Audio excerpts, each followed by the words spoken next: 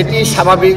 যারা সত্যিকার অর্থে মুক্তিযুদ্ধের চেতনাকে বিশ্বাস করে এবং আপনি কখনো অস্বীকার করতে পারবেন না যে 1971 সালে এই দেশে গণহত্যা হয়েছে। এটি কোনোভাবেই কোনো ভাষায় আপনি এটি ব্যাখ্যা করতে পারবেন না। অবশ্যই গণহত্যা হয়েছে। সেহেতু এই গণহত্যার সাথে যারা সম্পৃক্ত এবং যারা এখনও এটা বিশ্বাস করে বিলিভ করে যে না 1971 সালে এরকম কোনো ঘটনা ঘটেনি এবং সে সময়ের যারা রাজাকার, চিহ্নিত রাজাকার এবং যারা সরাসরি আমাদের মা বোনদের সম্ভ্রমহানি এবং হত্যাকাণ্ডের সাথে সরাসরি জড়িত ছিল, তাদেরকে ধারণ করে যারা রাজনীতি করে স্বাভাবিকভাবেই নৈতিক দায়িত্ব ছাত্র সমাজের যে তার বিরুদ্ধে অবস্থান।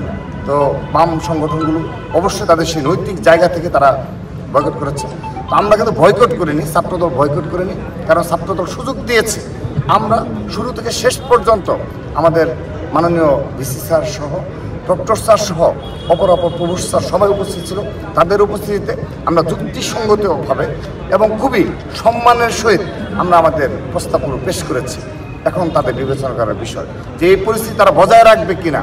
অবশ্যই সেখানে আমরা সর্বসম্মতিক্রমে প্রায় 21টি ছাত্র সংগঠন ছিল, সেখানে শুধুমাত্র গণ অধিকার পরিষদ ব্যতীত সকল ছাত্র সংগঠন এই গুপ্ত রাজনীতির বিরুদ্ধে অবস্থান নিয়েছে।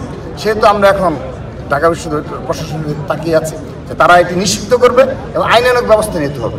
পরবর্তীতে কোনো ক্যাম্পাসে যদি কেউ গুপ্ত রাজনীতি করে থাকে তার বিরুদ্ধে আইনানুগ ব্যবস্থা নিতে হবে। এখন আমরা ধৈর্য সহকারে অপেক্ষা করছি যে ছাত্র রাজনীতির ক্যাম্পাস, হল এবং অন্যান্য যে স্পেস রয়েছে সেখানে ছাত্র রাজনীতি কী রূপে চলমান থাকবে তার একটা রুটম্যাপ হয়তো বা তারা ই করবে, রূপরেখা প্রণয়ন করবে। আমরা তাদেরকে সহযোগিতা করার জন্য সর্বাত্মকভাবে প্রস্তুত রয়েছি। কিন্তু সকল ছাত্র সংগঠন মিলে যে মবতন্ত্র কায়েমের জন্য যে গোপন রাজনীতি চালু রেখেছে তাকে আইনগতভাবে নিষিদ্ধ করতে হবে এবং পরবর্তীতে কেউ যদি এ ধরনের গোপন রাজনীতি তৎপরতা অব্যাহত রাখে তার বিরুদ্ধে আইনানুগ ব্যবস্থা নিতে হবে।